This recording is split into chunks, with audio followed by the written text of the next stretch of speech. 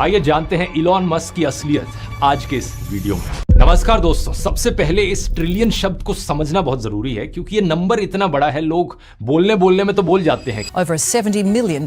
Billion. $1 trillion. लेकिन दिमाग के लिए प्रोसेस करना ये काफी मुश्किल होता है। इसे टाइम के हिसाब से सोच कर देखो, अगर आप समय में 1 मिलियन सेकंड्स पीछे जाओगे तो आप 11.5 दिन पीछे चले जाओगे। कोई ज्यादा बड़ा समय नहीं है, लेकिन अगर आप 1 बिलियन सेकंड्स टाइम में पीछे जाओगे तो आप 32 साल पीछे चले जाओगे, यानी कि शायद आपके या मेरे पैदा होने से पहले। लेकिन अगर आप समय में 1 ट्रिलियन सेकंड्स पीछे जाओगे तो आप सीधा 31,000 साल पीछे चले जाओगे, यानी एक ऐसे समय में जहां कोई इंसानी सिविलाइजेशन शुरू भी नहीं हुई थी। आज के दिन दुनिया भर में सिर्फ 21 देश ऐसे हैं जिनका जीडीपी $1 ट्रिलियन से ज्यादा है, और अब इलॉन मस्क की नेटवर्थ इस नंबर को क्रॉस कर चुकी है। अब सवाल यह है कि ये नेटवर्थ एक्चुअली में कैलकुलेट कैसे करी गई, और यहीं पर आता है दोस्तों पहला बड़ा खेल बिलियनियर या ट्रिलियनियर होने का। फोर्ब्स के हिसाब से इलॉन मस्क के पास स्पेसएक्स के 38% शेयर्स हैं, और स्पेसएक्स कंपनी की जो वैल्यूएशन है मार्केट में वो $2.2 ट्रिलियन की हो चुकी है। ऐसे ही टेस्ला की वैल्यूएशन लगभग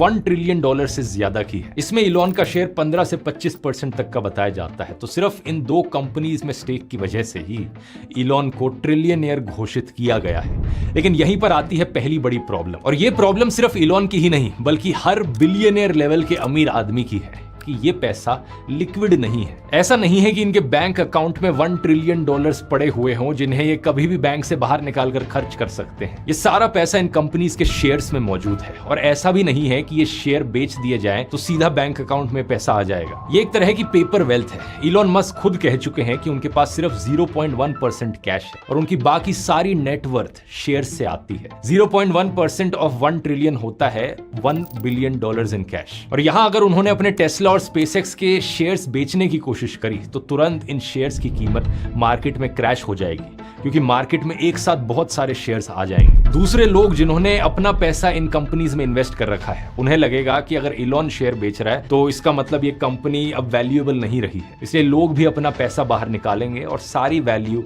नीचे क्रैश कर जाएगी। तो मतलब समझ रहे हो दोस्तों, कुछ महीनों में ये सारी दौलत सिर्फ स्क्रीन पर दिखने वाला एक नंबर है जो दूसरों के भरोसे पर टिका हुआ है। जिस दिन मार्केट का मूड बदला ये पेपर वेल्थ गिरकर आधी हो सकती है। लेकिन यहां पर जानते हो एक चीज ऐसी है जो कभी क्रैश नहीं हो सकती है, जो किसी मार्केट पर डिपेंड नहीं करती। ये है आपकी अपनी स्किल्स, जो चीजें आप सीखते हो, जो चीजें आप जानते हो। और आज के समय में सबसे वैल्यूएबल स्किल है खुद एआई से चीजें बनाना।